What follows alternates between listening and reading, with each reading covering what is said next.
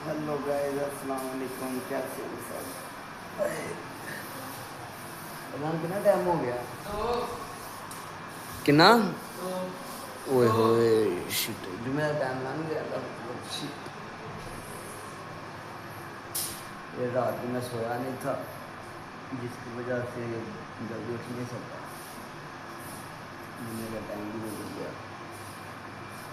असल में मेरी दाढ़ में इतनी शदीद दर्द थी। कोई भाई डॉक्टर है तो अच्छी सी मेडिसिन कमेंट में बताएंगे आप। बहुत दर्द थी कसम से।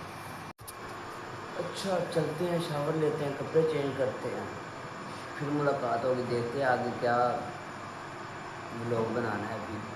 अभी तो कुछ नहीं पता। बाकी शावर लेते हैं, कपड़े चेंज करते हैं, फिर देखते हैं। मैं सोच रहा हूँ आज ना ये जूते पहनते हैं, ये जूतों को करते हैं खली वाली। चल भी, चल भी, चल। तो आजा, आज आज तेरी बारी। चल आए। तुम लोग सोच रहे हो कि मैं कैमरा अपनी तरफ क्यों नहीं कर रहा। यार मैं ना, असल में मुझे लग जाती है नज़र, जिसकी वजह से मैं कैमरा अपनी तरफ नहीं कर रहा। क्योंकि मैं शावर लिए हैं, कपड़े चेंज किए हैं, प्यारा लग रहा हूँ। चलो इतनी जिद करते हैं तो लो जी, देख लो, कपड़े डाल लिए, शावर ले लिया। चलते हैं अब अपने काम की तरफ। बाकी फिर मुलाकात होगी। मैं अकेला व्लॉग तो नहीं करता, जाहिर बात है मुझे और भी काम बहुत है। चलो देखते हैं और क्या काम है। चलो जी, कोई काम करना है, काम तो जरूर, पैसे तो ज़रूरी है ना। फिर निकालते हैं पैसे अब एटीएम से।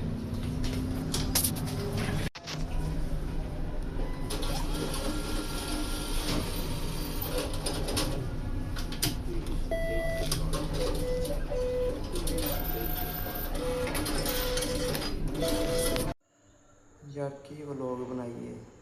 अज तबीयत है ना जी बहुत ख़राब है। तबीयत इजाज़त नहीं दे रही कि कोई काम करा, कोई व्लॉग करा या कोई भी काम करा। अज जस्ट इन्फॉर्मेशन सी जी तुहानू देनी सी। अज व्लॉग नहीं है यार, अज मैं एंटरटेन नहीं कर सकिया, माजरत उनके वास्ते। बाकी इंशाल्लाह कल करने की कोशिश कराँगा।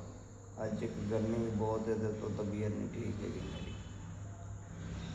बाकी इंशाल्लाह कल मिलांगे नए व्लॉग के नाल। कोशिश कराँगा तुहानू एंटरटेन कर सका। तो चैनल लाइक शेयर सबसक्राइब कर दो। जल्दी जल्दी 1 मिलियन सबसक्राइब करो मेरा, जिंदे नाल मैं तुहानू एंटरटेन कर